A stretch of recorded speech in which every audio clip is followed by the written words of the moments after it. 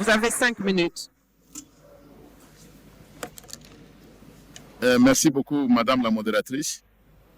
La justice est malade. Tout le monde est malade. Le parquet est malade.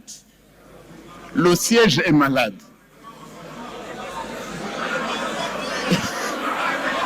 Ici, ce sont les états généraux de la justice. Alors, soyez tolérants, s'il vous plaît. Soyez tolérants. Je vais essayer de répondre aux questions qui m'ont été posées, mais d'abord en reprenant 3 choses. Premièrement, parce que les gens sont référés au droit constitutionnel, je répète ce que j'ai toujours dit. Tout le monde n'est pas constitutionnaliste. Et tout juriste n'est pas constitutionnaliste. Donc, qu'on se mette d'accord. On ne fait pas du droit constitutionnel de TikTok ou des réseaux sociaux. Donc, on doit être précis là-dessus. Et je dis également une chose. Le français facile. Il y a des comparatifs quand on étudie le français pour nous autres qui étions au séminaire. Quand j'ai dit que cette constitution, j'ai vu beaucoup d'images circuler, le pauvre Mbata. Et merci de m'avoir donné cette occasion-là. Cette constitution que je tiens dans ma main est au jour d'aujourd'hui la meilleure depuis l'indépendance. Où est la contradiction du pauvre Mbata? Comparée à la loi fondamentale, elle est meilleure. Comparée à la constitution de 64, elle est meilleure. 67, elle est meilleure. Je ne peux pas voir comment les intellectuels peuvent s'acharner, prendre les images des réseaux sociaux, voilà le pauvre Mbata. Non! Je n'ai pas dit qu'elle est intouchable. Je n'ai jamais dit ça. Et il n'y a aucune contradiction de position des universités. Je m'en vais maintenant aux questions. Parce que ça, c'est une bonne occasion que vous m'avez donnée. Crispin Ngandou, meilleur que celle de 60. Voilà, j'avance. Monsieur Crispin Ngandou me pose la question sur le pouvoir judiciaire qui est indépendant. Le ministère public a été exclu du pouvoir judiciaire. Et où est-ce que vous mettez maintenant le parquet? Et pourquoi les magistrats, vous voulez vous initier dans les attributions des magistrats? Une chose d'abord, la théorie de séparation du pouvoir que vous avez appelée de John Locke, que vous avez appelée de Montesquieu, elle a beaucoup évolué.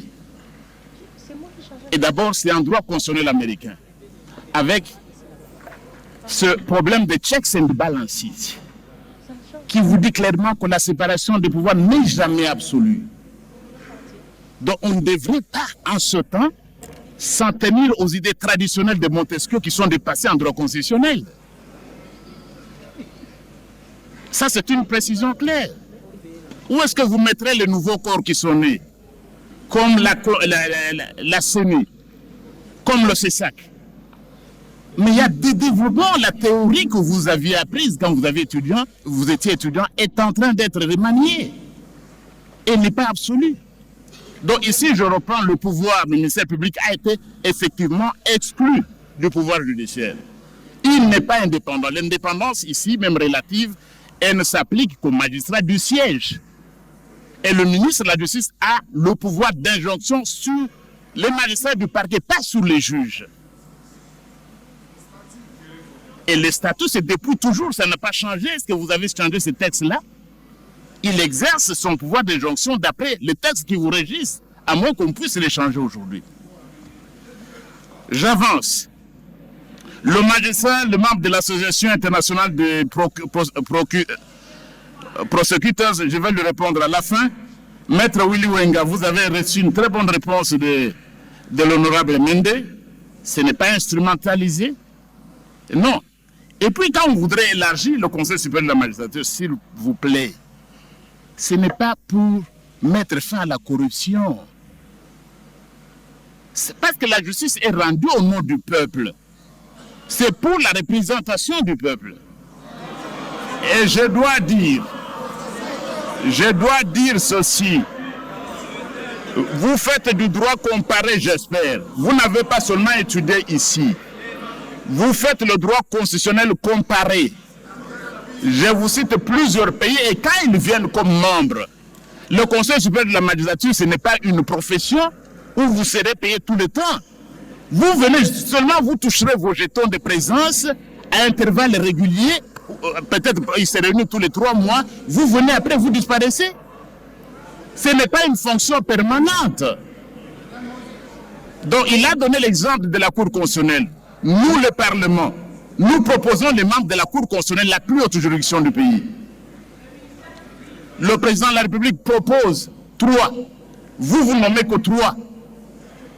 Donc ça n'a rien à faire avec l'instrumentalisation. Merci à l'honorable Mendé d'avoir répondu. Je vais conclure. Je remercie Sa Majesté Kibongé. Ils ne m'ont pas posé de questions. En fait, ils ont compris que si le président de la République est le magistrat suprême, si les jugements, les arrêts, jugements et les ordonnances des cours et tribunaux sont exécutés en son nom, s'il est le premier élu du peuple, au nom de qui la justice est rendue, où y aurait-il des problèmes qu'il préside le Conseil supérieur de la magistrature, comme dans plusieurs autres pays du continent?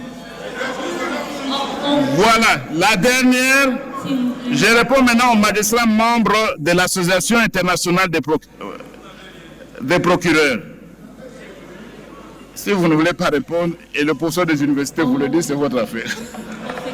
Je réponds maintenant aux magistrats membres de l'Association des droits internationaux. Il a parlé de l'autorité budgétaire. Qu'est-ce que nous faisons? Mais le budget du pouvoir judiciaire, il est préparé par le Conseil supérieur de la magistrature. C'est le Conseil supérieur de la magistrature qui prépare votre budget. Il envoie au gouvernement. Et en ce moment où nous parlons au Parlement, notre commission ECOFIN est en train de siéger.